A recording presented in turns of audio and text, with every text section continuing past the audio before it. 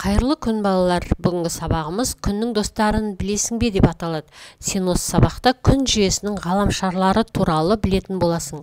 Мына жасырынған сөзді тауып көр. Бұл біздің сабағымызда қолданатын басты сөз болып табылады. Яғни біз бүгін ғарыш туралы көп мәліметтер алатын боламыз. Алдымен күн жүйесі деген не?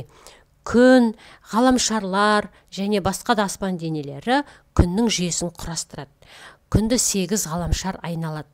Әр ғаламшар өзінің жолы, яғни орбитасы бойынша қозғалады екен. Мына сілтемеге өтіп, толығырақ мәлімет алсаң болады. Енді мына суретке қара. Күн жүйесінің ғаламшарлары күннен әрі қандай ретпен орналасқан дейді. Күннен кейін әр қайсының өзінің ара қашықтықтары бар. Орбита деген аспан денесінің басқа аспан денелерінің тартылыс күшінің әсерімен жүретін жол екен. Яғни мынау аспан денелерінің жүретін жолын орбита дейді екен. Сендер барлықтарың ортаға бірнеше оқушы шығып, ұзындықтары әртүрлі таспаларды алып, біреуің ортасына қарындаш таяқша байлап, күн жүйесін жасап, ойнап көрсеңдер болады. Мысалы, мына суретте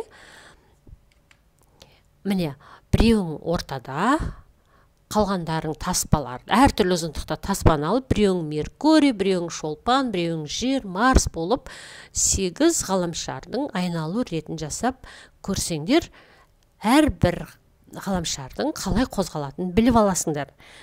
Сосын мына сөйлемдерді толықтырасыңдар. Барлық ғаламшар күнді айналып қозғалады. Әр ғаламшардың өзінің орны бар. Ғаламшарлардың орбитасы күннен әртүрлі арақашықтықта орналасқан. Сондықтан олар әртүрлі болып табылады. Сосын балалар мына ойнап, әр ғаламшардың өзінің ерекшелігін, жүретін орбитасын, жолын біліп алған соң, сендер мына қызықты мәліметті оқып алыңдар. Жерден басқа ғаламшардың барлығының аты Рим, грек құдайларының құрметіне қойылған екен. Біздің жер ғана ешқандай құдайдың құрметіне қойылмаған екен. Сосын түрлі дерек көздерден ғаламшарларға неліктен осындай ат берілгенін іздеп көрсең болады. Ең үлкен ғаламшарды не деп атайтынын тауып көр. Теңіз құдайының атымен аталған ол Нептун екен. Сосын қызыл ғаламшар, қызыл түсті ғаламшар ол бізде Марс. Күн жүйесінің ең жылдам қозғалатын ғаламшары ол Меркурий, өйткені ол күнге ең жақын орналасқан ғаламшар. Сосын мынау ойланатын тапсырмалар достарыңмен бірге талқылаңдар, иә? Қай ғаламшар басқаларына қарағанда жарық пен жылуды ең аз мөлшерде алады? Менің ойымша ең аз алатын ол ең соңында тұрған Нептун. Өйткені ол күннен өте ұзақ қашықтықта орналасқан. Қай ғаламшар басқаларға қарағанда күнді жылдам айналады? Жаңа айттық. Ол Меркурий, өйткені ол күнге ең жақын орналасқан, оның орбитасы кішкентай. Сондықтан ол тез айналады. Осы туралы тағы да қандай сұрақтар, қандай дерек көздер білуге болатынын достарыңнан сұрап көр. Балалар, сендер ұзақ уақыт бойы күн жүйесінде 9 ғаламшар болғанын білесіңдер ме? Плутон деген ғаламшар ең алыс орналасқан. Оны ғалымдар зерттеп, ғаламшар деп атауға тым кішкентай екенін анықтап, ғаламшарлар құрамынан алып тастаған екен. Дәптеріңді ашып, күн жүйесінің схемасын тауып, оны қоршап сызып көр.